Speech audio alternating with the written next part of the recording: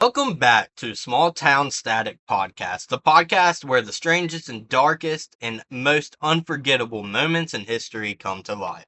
I'm your host, and today we're talking about 3 days that changed the course of the American Civil War and arguably the future of the United States itself. When people think of the Civil War, one battle almost always comes to mind: Gettysburg. But here's something a lot of people don't realize: Gettysburg wasn't supposed to happen there. Neither army woke up on July 1st thinking today's the day we'll fight one of the most important battles in American history. Howdy, I'm Caden. I'm your co-host. Let's get into it. Did you know, Caden, instead thousands of soldiers stumbled into each other on country roads in a quiet Pennsylvania town? What followed was 3 days of relentless fighting, unbelievable acts of courage, heartbreaking losses, and a battle so devastating that the fields themselves became a cemetery.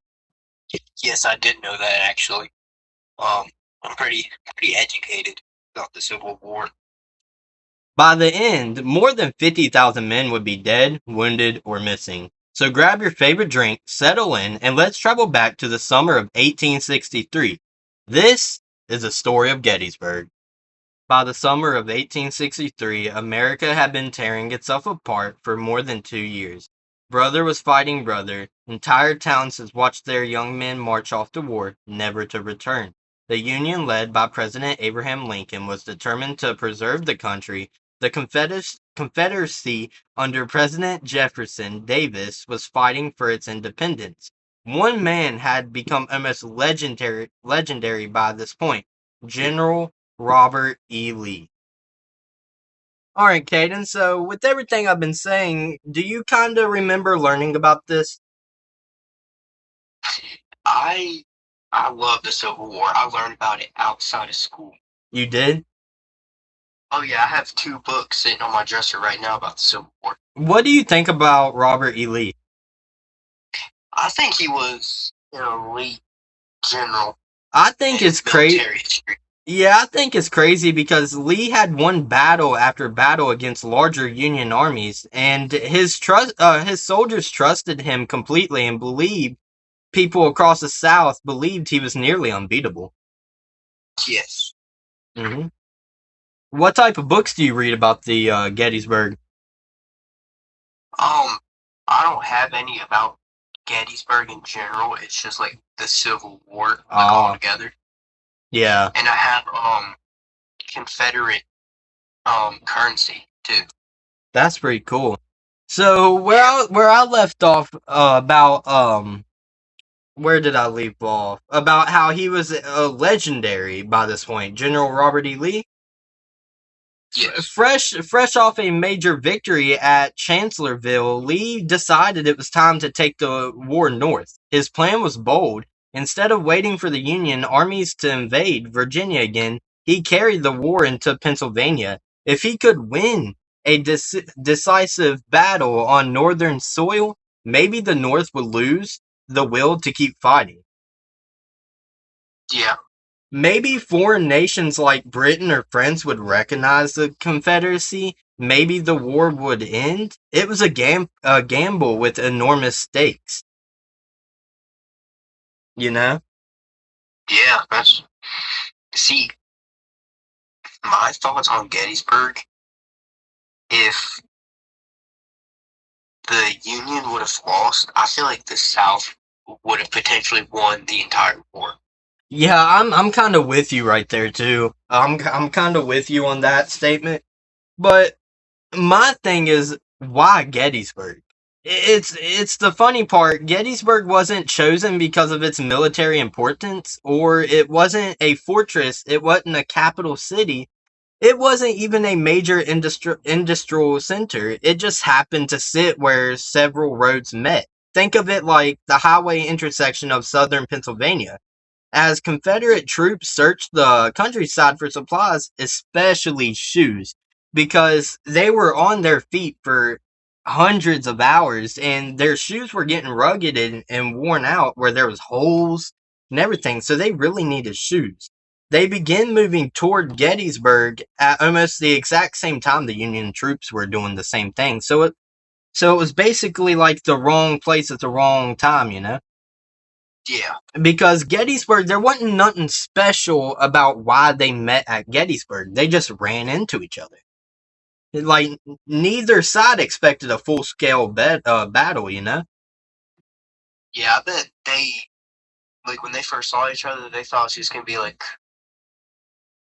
um, like militias going at each other for a little bit till one surrenders or retreats, but I don't think any of them expected a full 3-day battle. Oh, no. And what I think is funny is when they saw each other, they were such a lost in words that they did not fight for a whole day. They didn't. They saw each other, but they did not fight. But then on the morning of July 1st, 1863, everything changed. The first shots were fired northwest of Gettysburg. At first, it was only a small engagement, you know, but troops kept arriving, and more and more. Within hours, what had started as a skirmish exploded into a massive battle. Yeah. I think it's crazy. Because why did they not fight and do all that as soon as they saw each other? Because it would have gave the North a huge lead because they had more soldiers than the South at the time. True. But South, I feel like the South had like a stronger. Oh yeah, they had a stronger military by large amount. Yeah. Like, the Union soldiers fought hard, but Confederate numbers continued to grow. Eventually, the Union Army was forced back through the streets of Gettysburg. Imagine this scene, Caden. Civilians hid in their homes, windows shattered, canyons echoed through the town, smoke filled the air. Terrified families watched soldiers fight literally in their front yard. By the end of the first day, Union forces had retreated to high ground south of town of, I don't know if you know where this is, but Cemetery Hill. Yeah. Cemetery Ridge and Culp's Hill. It looked like a retreat, but that high ground would become the key to everything. If you have the high ground in anything, it could be hunting, hide and seek. If you have the high ground in anything, you're gonna win. Oh yeah, and well, that's what everybody thought too, because everybody thought, well, the Union done had this in the bag. It's over, and that was only day one. And just think about that for the families too. I mean, the families, they were just caught in between. They couldn't go outside. They couldn't do anything. They literally had cannonballs entering houses and hurting civilians, and they were just, you know. Yeah, it's crazy. If that happened modern times, there'd be so many war crimes broken. Yeah, because now anywhere you go, somebody at least has a gun on them. Oh yeah. And I mean, it's crazy because that's how the world is now. You're crazy for not owning a gun in America. It's a common thing now to at least one household have one gun. Oh yeah. And just think about what would happen if it happened nowadays. Because that wasn't even the worst. July 2nd was brutal. Lee believed he could overwhelm the Union Army by attacking both ends of its defensive line. And you play football, right? Yeah.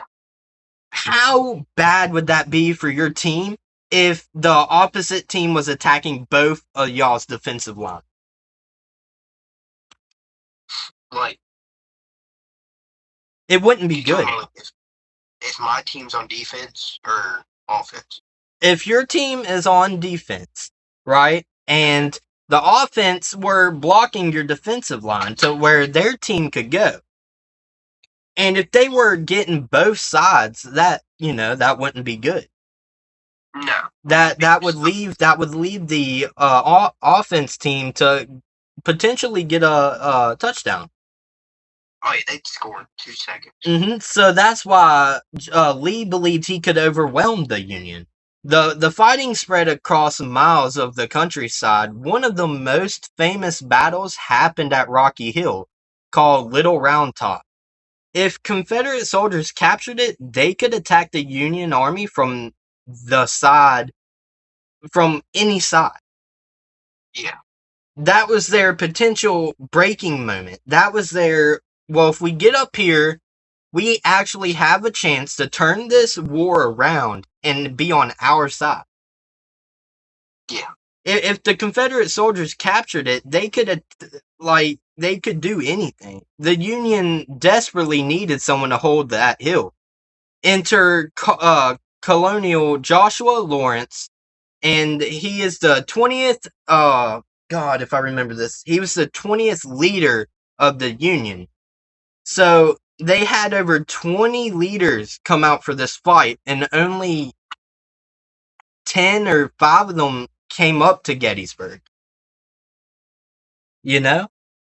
Yeah. Like, no matter who the best people in their militia was, they were going down like flies. Hey, they were just mowing them down. Mm-hmm. And after hours of relentless fighting, they were nearly out of ammunition. Only day 2. Imagine hearing bullets fly past your head, knowing you have almost nothing left. And then your commanding officer gives one final order. Fix bayonets. Instead of retreating, they charged downhill. It was one of the boldest decisions of the entire war. The exhausted Confederates broke and retreated. Little Round Top stayed in Union hands. That charge became legendary. Everywhere fighting ragged in the Wheatfield Devil's Den. I don't know if you know that, but it's like south of the Culp's Hill. Yeah, I've heard of it. Okay. Well, it's south of it. So imagine this. You have a whole militia running south, and you're on high ground. You're going to be, like you said, mowing them down. Yeah. And neither side has broken. By sunset, thousands more have fallen. And that was only day 2. Yeah. Now, is there anything you wanted to add to that?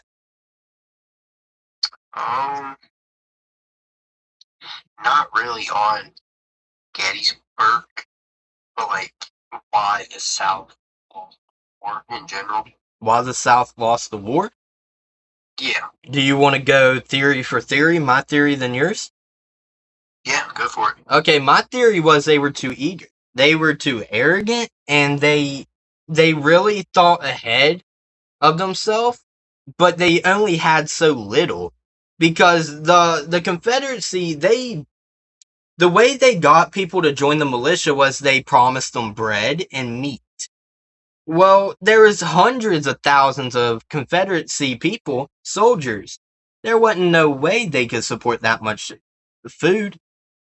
So people were starting to starve, and that was their biggest mistake. They promised too much that they can provide. So therefore, a lot of people, when they were fighting, was already hungry. They were dehydrated. People were starving. So they were just, what's the word? Help me out here. They were too arrogant, and they rushed into battle before they even had time to think. Yeah. Okay. That's mine. That's a good theory. I like that theory. Thank you. My theory is that the South lost because Gettysburg took out half their army. Mm-hmm. They stuffed them out, Mm-hmm. took most of the supplies, most of their ammo. They didn't have the best technology, I guess good Well, what you're trying to say? What you're trying to say was the North was prepared. Yeah, the North was prepared. They had way better technology. Yeah, I get that, and I see both sides. Like, we're basically the same on this, but the North side was completely overpowered. At some moments, they were going down, but they had technology, they had food, they had ammo, they had great leaders. Now, I say General E. Lee was the best leader, but he let his ego go to his head. Well, I feel like Stonewall Jackson, he was up there too. Yeah, he was up there. Like, they're both, like, they were the best. Yeah. But some of them got a little bit too much in their head, and they, Yeah. And that's my opinion. I can see that. So, Gettysburg wasn't just a battle. It was 3 days that changed America forever. If you enjoyed today's episode, be sure to follow Small Town Static Podcast for more stories about the moments that shaped our world. Until next time, I'm your host, Dakota. I'm your co-host, Caden.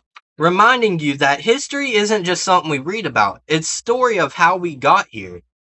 Thanks for listening, and I'll catch you in the next episode.